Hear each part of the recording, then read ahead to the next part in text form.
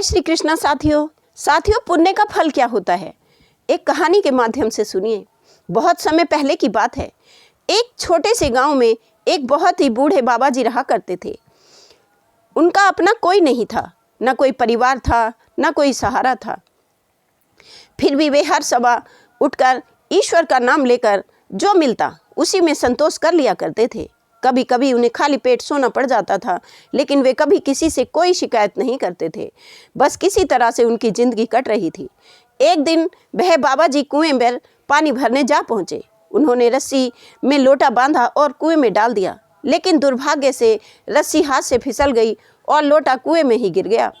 बाबा जी लोटा निकालने के लिए कुएं के पास झुके ही थे कि उसमें पहले से ही एक बाघ, एक सांप और एक सोनार गिरे पड़े थे। बाबा जी को देखकर वे सब एक साथ कहने लगे कि पहले मुझे निकालो, पहले मुझे निकालो। तीनों अपनी अपनी जान बचाने के लिए बेचैन थे और एक दूसरे से पहले बाहर निकलना चाहते थे। अब बाबा जी सोच में पड़ गए कि क्या करें क्या ना करें। यदि हम बाघ को पहले निकाल लेते हैं तो वह मार सकता है, सांप को पहले निकाल लेते हैं तो वह डस लेगा, बचा सोनार यदि इसे निकाल लेते हैं तो पुण्य होगा क्योंकि यह मनुष्य है। अब सोनार को निकालें तो निकालें कैसे? यदि पहले सोनार को निकाला गया तो क्या बाघ उसे जीवित छोड़ देगा? और इसी उधेड़बुन में बाबा जी कुछ देर तक वहीं सोच में खड़े रहते हैं और फिर उन्होंने अपने मन को समझाया कि जो होगा देखा जाएगा, पर किसी को मरते देखना भी तो एक महापाप है। ऐसा सोचकर बाबा जी ने बाघ को पहले निकाल लिया, उसके बाद सांप को निकाल दिया, फिर सोनार को निकाला और सबसे अंत में अपना लोटा निकाला। अब बाघ बाबा जी के पैरों में गिरता है और कहता है, आप ही मेरे गुरु हैं। इसी तरह से सांप और सोनार ने भी बाबा जी के पैरों पर गिरकर हाथ जोड़कर विनती की और कहा कि आप ही हमारे गुरु हैं।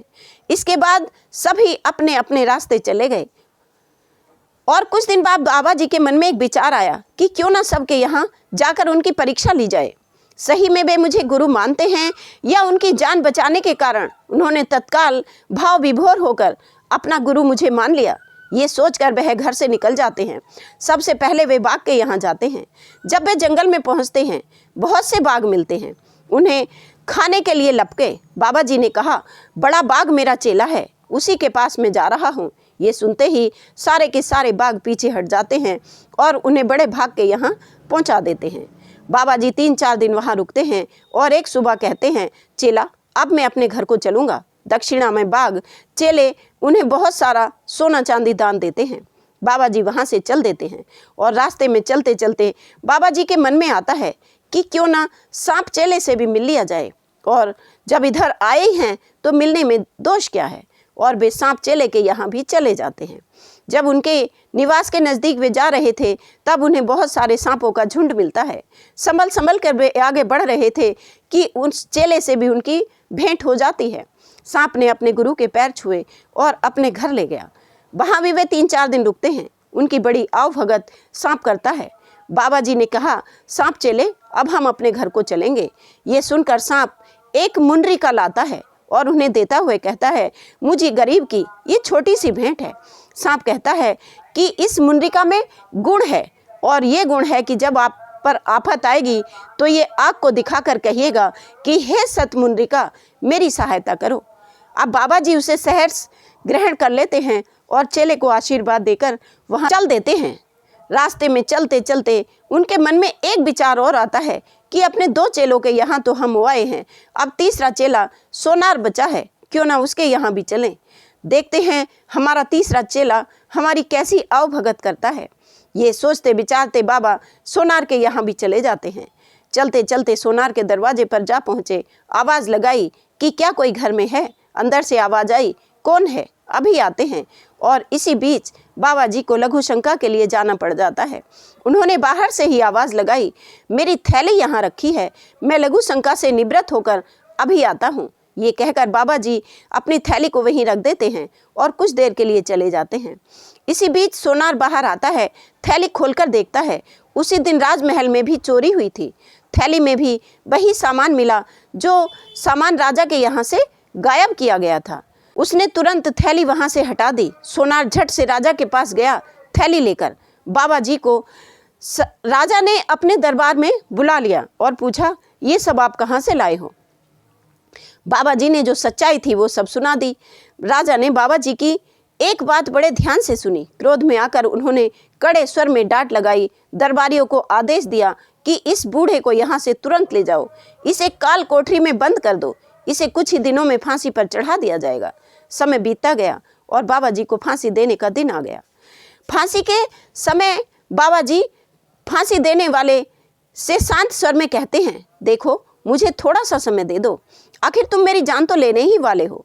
फांसी देने वाले ने उनकी बात मान ली और इसी बीच उन्होंने अपनी चिलम सुलगाई और वे गांजा पीने बैठ गए। और बाबा जी ने सहज भाव से कहा कि एक कस मुझे भी लगाने दो। और जैसे ही चिलम बाबा जी के हाथ में आती है, वे चुपचाप सांप द्वारा दी गई मुनरिका को आग दिखाते हुए कहते हैं, हे सत मुनरिका, मेरी रक्षा करो। ये मंत्र सुनते ही क्षण भर में सांप वहां आ जाता है। बाबा जी ने उसे अपनी सारी व्यवस्था, सारा हाल ज्यों का त्यों कह सुनाया। सांप ने बाबा जी से कहा, आप चिंता मत करिए गुरु, मैं राजा के इकलौते बेटे को जाकर डस लेता हूँ।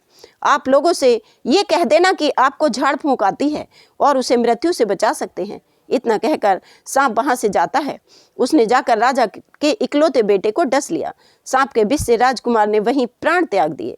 अब कुछ ही देर में ये समाचार पूरे राज्य में आग की तरह फैल गया। बाबा जी ने काल कोठरी के दरबार से बड़े शांत स्वर में कहा, मैं सांप के कांटे का इलाज जानता हूँ, मैं राजा के बेटे को फिर से जीवित कर सकता हूँ।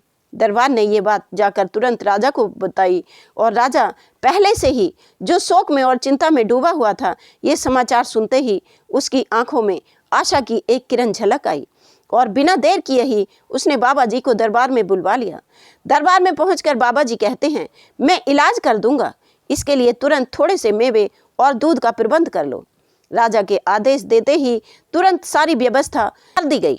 बाबा ने दूध मेवे को मिलाकर वहां रख दिया जहां राजा का बेटा मृत प्यार पड़ा था और दरवाजा बंद कर दिया। बाबा जी बाहर ही बैठकर झूठ मूठ का मंत्र जाप का दिखावा करने लगे। सांप जो छिपकर बैठा हुआ था धीरे धीरे बाहर आया, दूध और मेवे को पी लिया और राजा के बेटे के शरीर से जहर को भी चूस लिया। जहर निकलते ही राजा का बेटा जिंदा हो गया। सांप जल्दी से जंगल की ओर भाग गया। पूरे राज्य में ये खबर फैल गई कि बाबा जी ने राजा के इकलौते बेटे को जिंदा कर दिया और राजा ने खुशी खुशी बाबा जी का सारा सामान उनको वापस कर दिया।